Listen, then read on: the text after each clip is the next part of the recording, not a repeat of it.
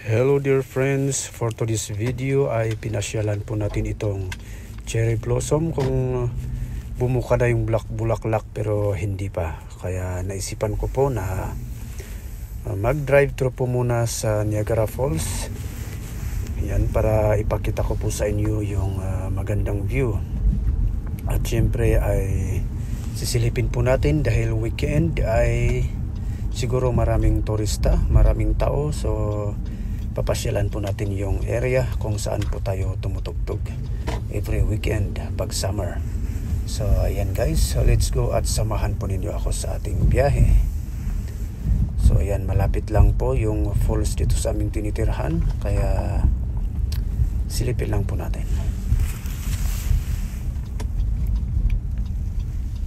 So ayan po guys ang ating dinadaanan na kalsada, at pagtignan po ninyo ay maganda-ganda yung panahon. Dahil 11 degrees ngayon ay siguro maraming taong namasyal sa falls ngayon. So yung mga malalaking building po dyan ay yung mga hotel. Yan, yung iba rin dito ay mga apartment, mga maliliit na inn. Yan. So maaliwalas po yung panahon ngayong hapon.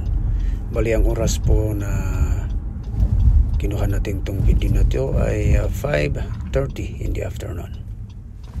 So ayan guys, at natsimpuhan tayo ng stop light. So hintayin lang po natin yung ating go signal.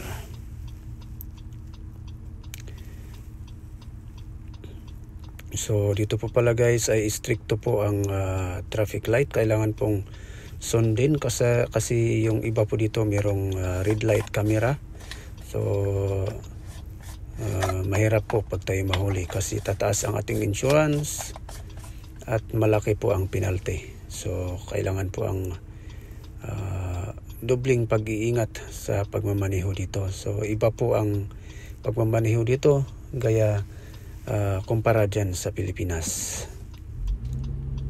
So yun guys, pwede na, and pababa na po tayo sa falls. So ayan po yung yung building po na yan, ayan yung Hilton Hotel, at yung tower po doon ay yung Skylon Tower. So ayan, stop po ulit tayo. Yan po yung Skylon Tower guys. Pag umakyat po dyan ay kitang-kita po natin yung view ng falls at New York State.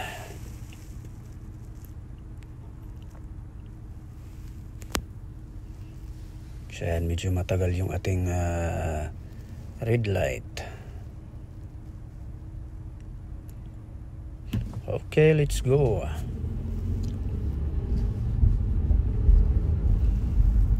Yan, ganito po dito sa Niagara City.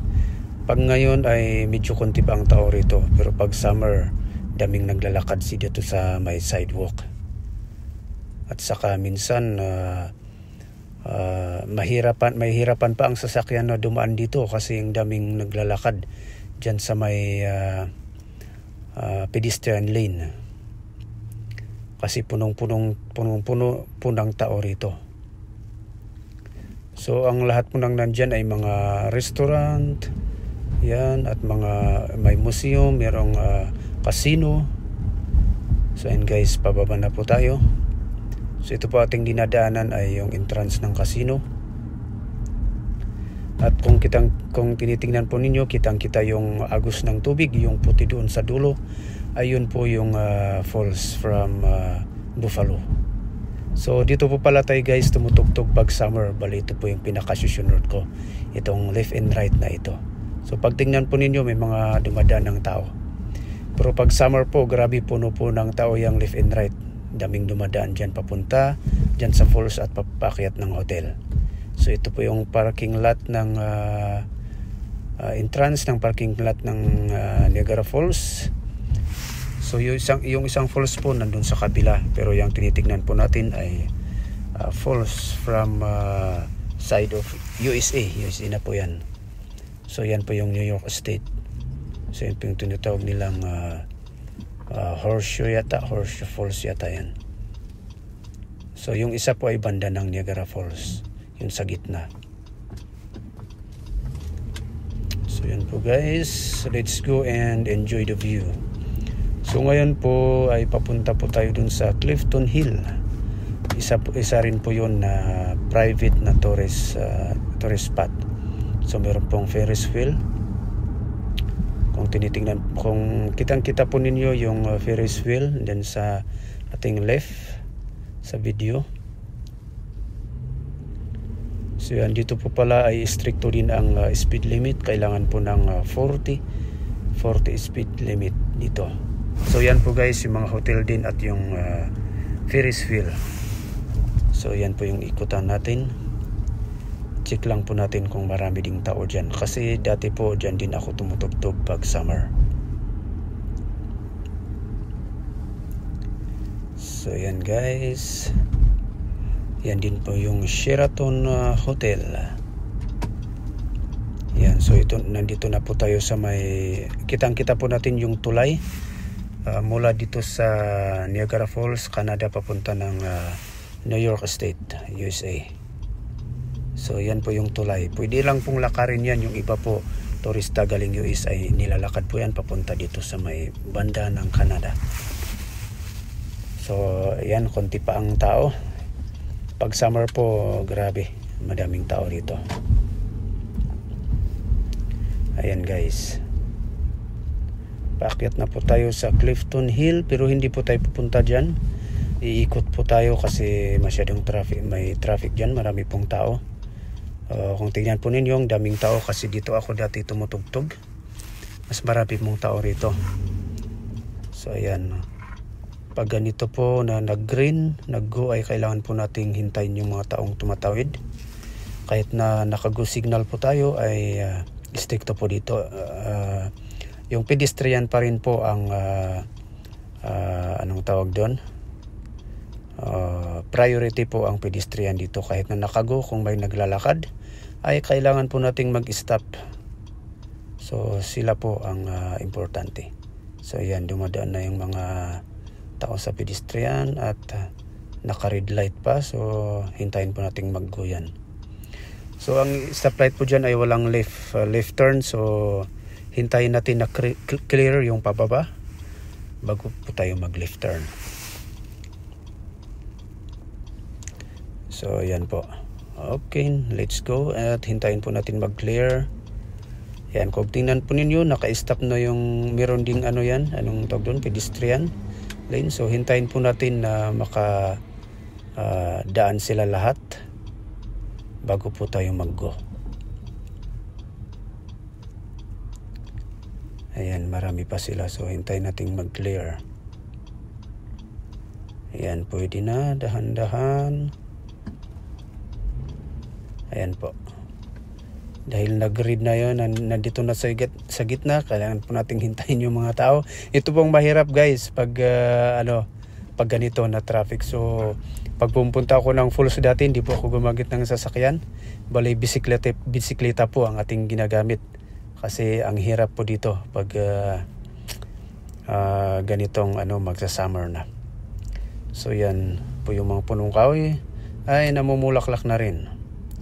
So ayan guys, kitang-kita po natin sa dulo, yun po yung isang side ng falls. So yan, dami pong stop stop sign.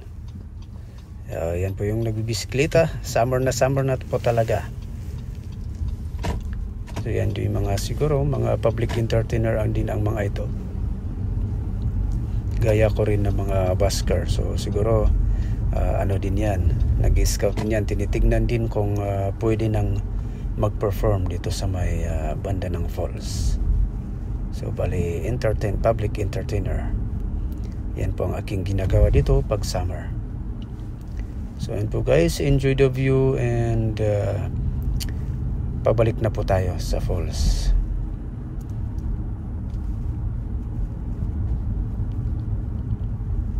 Ayan po guys, mas maganda po ang view natin pag summer.